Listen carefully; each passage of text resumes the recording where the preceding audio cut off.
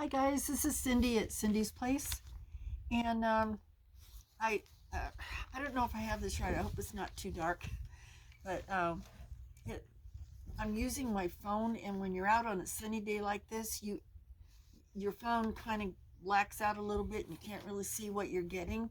So I hope you can see me okay. I just wanted to talk a little bit, kind of touch base with y'all. Um, I'm very excited to be in Shed Wars this year and do my very best to make my team proud. And I was excited to see another couple of desert growers that are going to be on Shed Wars as well. That's exciting for me because I have someone to talk to and to learn from and maybe give them a little bit of advice on how I do things too. So I find that very exciting. So yay! Um, because a lot of you guys back east can't even remotely relate to what we have to go through out here to grow something. So um, it's okay, for cattle and things like that, because they just wander around, they eat everything, and we still have to throw them hay, but they can forage and stuff off the ground. But to actually grow food, vegetables, and trees and things like that, it's a real chore, and it's a lot of work. And so we're going to do the best that we can. I'm just glad I have a couple of other people that are desert growers that's going to be in Shed Wars that I can relate to.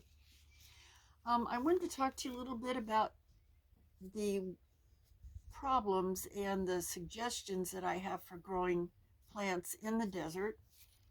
Of course, number one, watering is critical. Hand watering every day may work for some of you in wetter climates, but that doesn't work out here in the desert. You can't just water once in the morning and go, there you go, and you're good for the day. If you should actually have a irrigation watering system, and that's the best.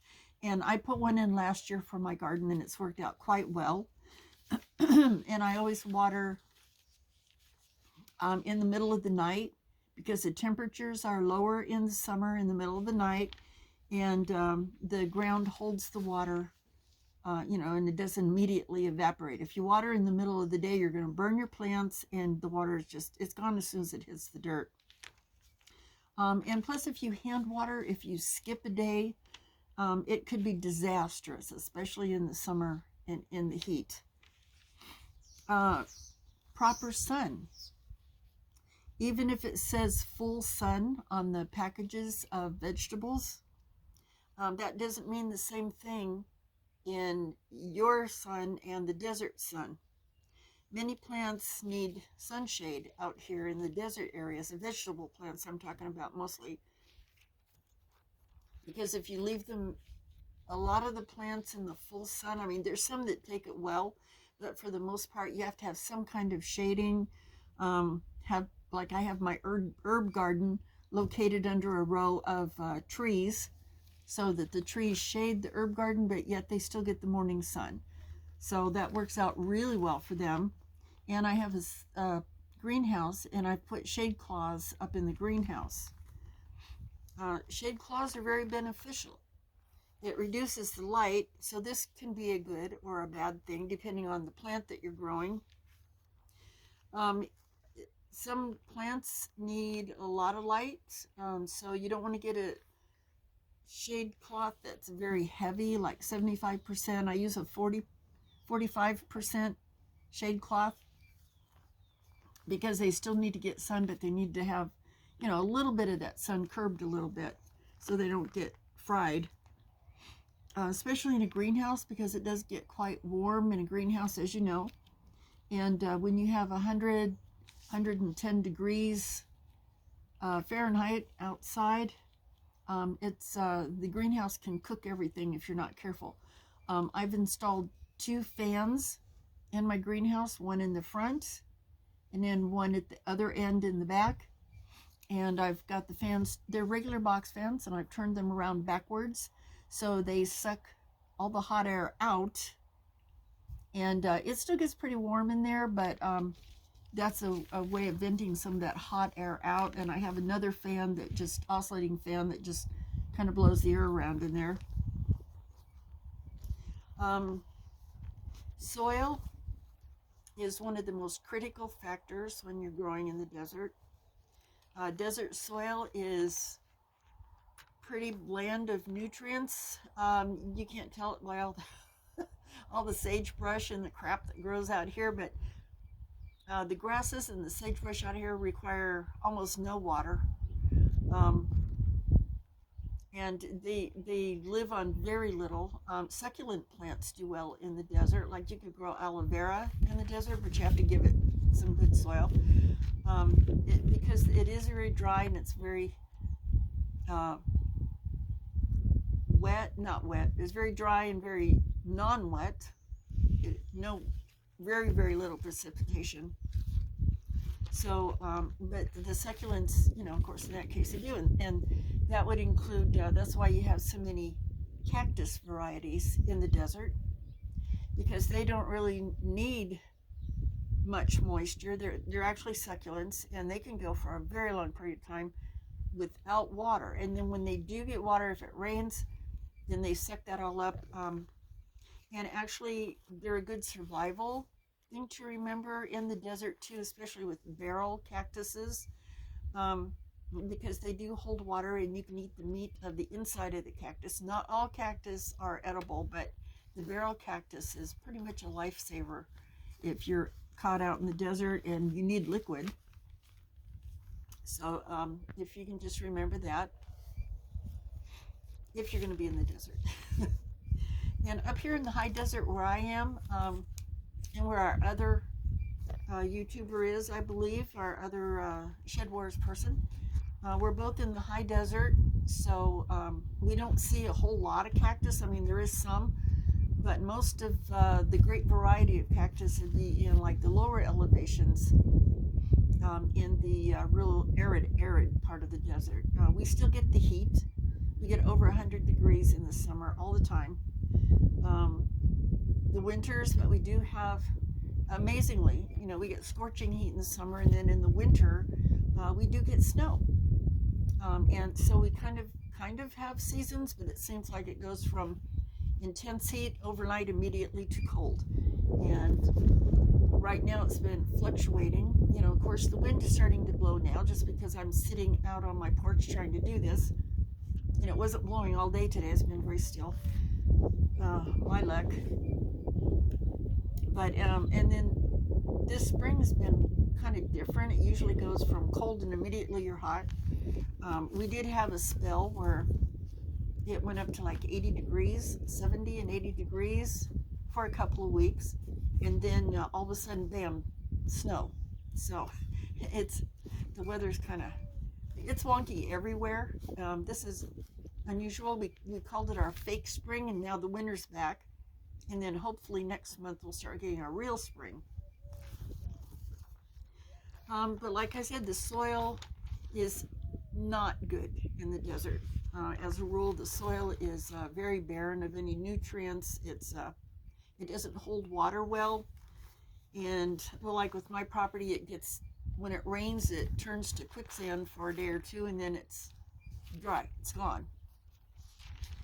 So you have to amend your soil, and if you grow in ground, which I don't because it's just too much work and too expensive, you have to do a lot of, if you do a large area, it requires a lot of work to get the soil to where you can grow anything.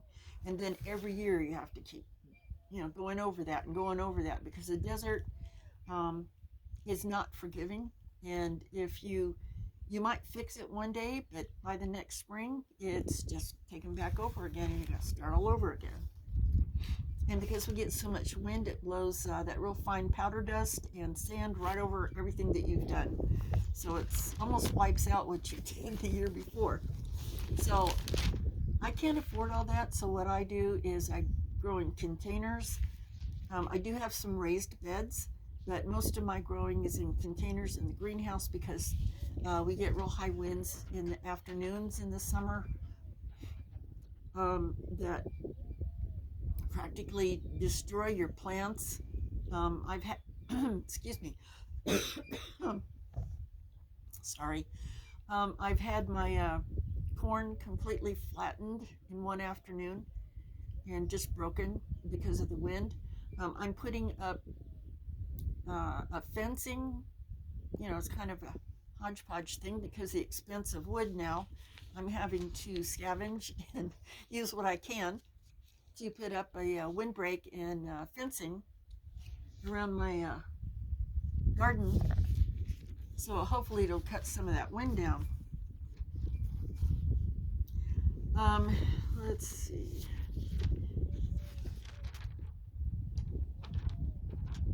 Okay. I use my potting soil that I use is a combination of potting soil, sterile sand that I buy. I don't use the sand out here because I don't want to pick up any little scorpions in the sand or any other little bugs or sagebrush seed or grasses, the prairie grass seeds. I don't want that in my pots either, or my raised beds. So I buy sterile sand. I buy play sand at Home Depot. So I use potting soil, sterile sand, and compost out of my compost pile. Another important thing, if you're going to grow in the desert, is planting at the right time. And a lot of consideration has to be taken of the hot temperatures. Certain plants grow in the winter and they do very well, and in the greenhouse it's warm enough in there I can do, for example, I had spinach almost all winter. It just kept going and going, which I was happy because I love spinach. And certain ones you grow in the spring and certain ones you grow in the fall. Trying to start plants in the heat of summer, I found out from experience, is not a good idea. It's just the air is too hot and dry, and the plants, if they grow at all, don't do well. For example, last year I had cabbage before I really realized this, but I started it in the spring, I guess June, when it started getting warm, and it grew, but it would stay kind of stunted growth. I didn't get any cabbage heads. But when late August came, suddenly, the temperatures got cooler. They suddenly took off, and then by the end of November, I had a bunch of cabbage. So someone advised me that I was planting at the wrong time, which obviously I did. So I'm planting my cabbage, broccoli, cauliflower, and that sort of thing. I've got them started now while it's still cool, and hopefully I'll get an early harvest, say around June or so, and cut out the hot weather altogether. The biology of the soil in the desert is very important. Oh, my dog took off after something. I don't know if you all know, but I lost one of my doggies. I had two big dogs, and I raised them together from puppies. And my big white dog, she's half German Shepherd, half Saint Bernard. She had a habit of catching critters and eating them, and I couldn't break her of doing that. So I'd give her wormer and stuff, because she ate the wild, gophers and squirrels and whatever she could get a hold of. The alfalfa field behind me was sprayed with a type of poison that would kill rodents and gophers and stuff. We have a big gopher problem here.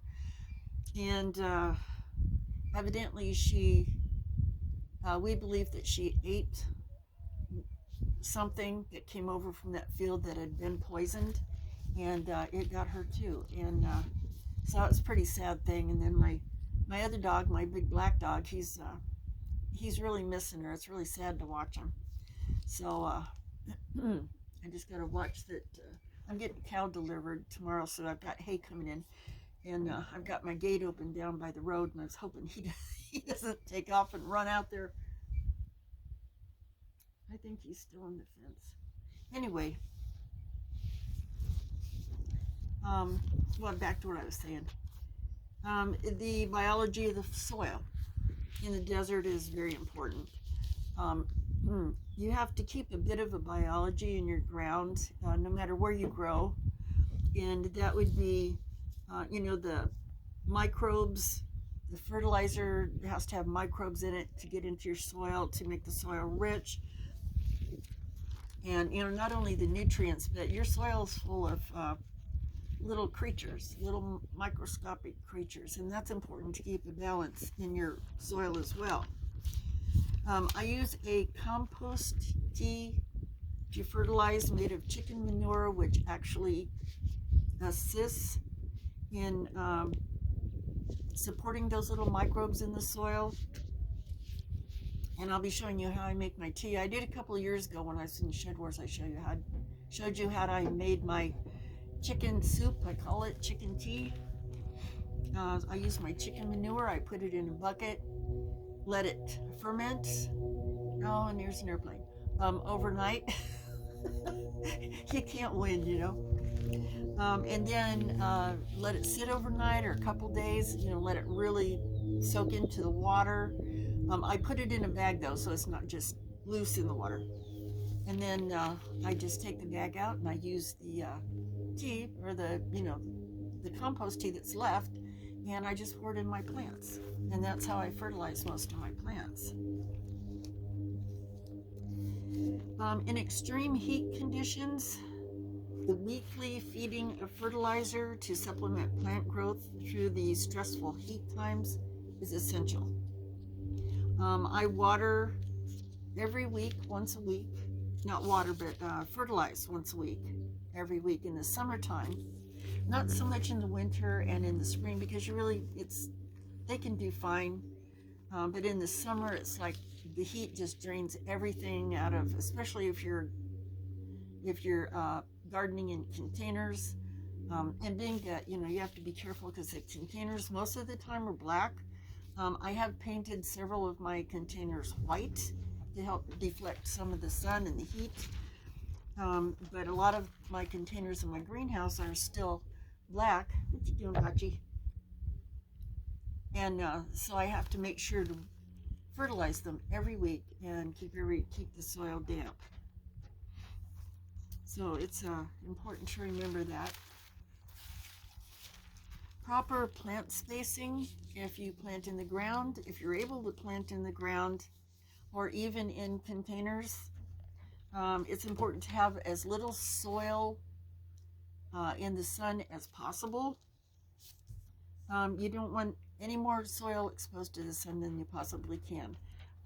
Not only does it keep the soil from overheating, it keeps the microbes in the soil active, and the soil doesn't dry out as quickly.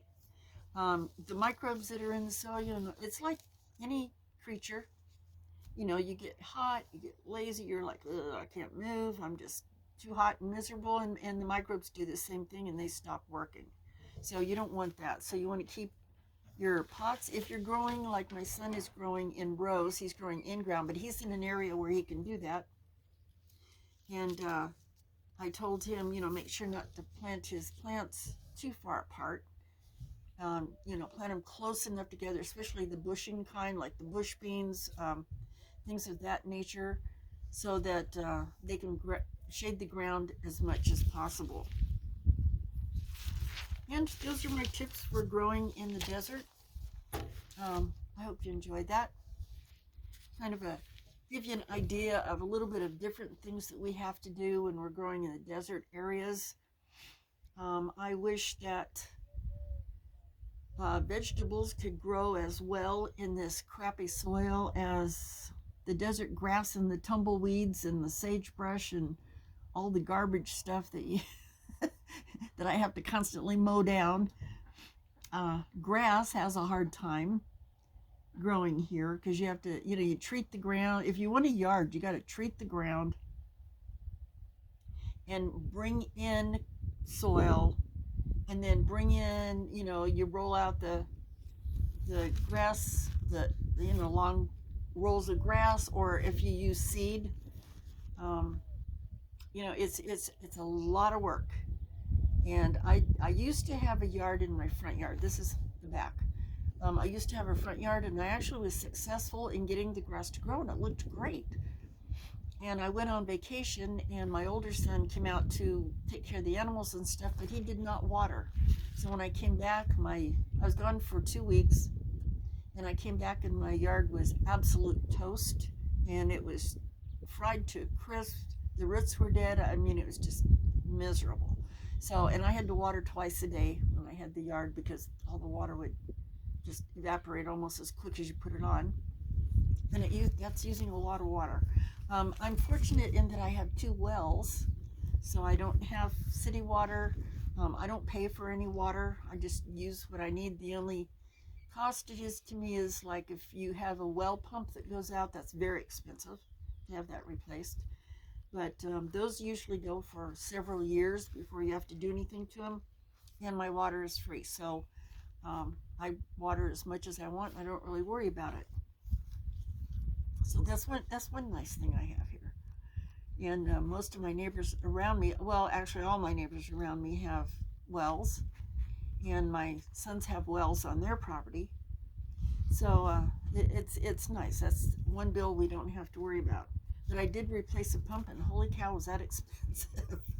So it makes up for it when you have to work on your well. It makes up for you not having a bill, let me tell you. So you guys have a great day. That's about all I have for today. I just kind of wanted to touch base with you and let you know how it is growing out here where I am, and maybe to give some tips to the other 2 growers that are in the desert that are in Shed Wars. That just tickles me to death. I'm very happy about that. And I can learn some things from them too. So you guys have a great day. Stay safe, stay warm, and prep. Save up as much food and medical supplies and everything that you can, because before too long, you may be on your own, and we're going to have to take care of ourselves. So just keep that in mind. And my kids used to think I was crazy prepping all the time. Now that they see what's happening, gas is $5.16 where I'm at, a gallon. And they don't think I'm so crazy anymore.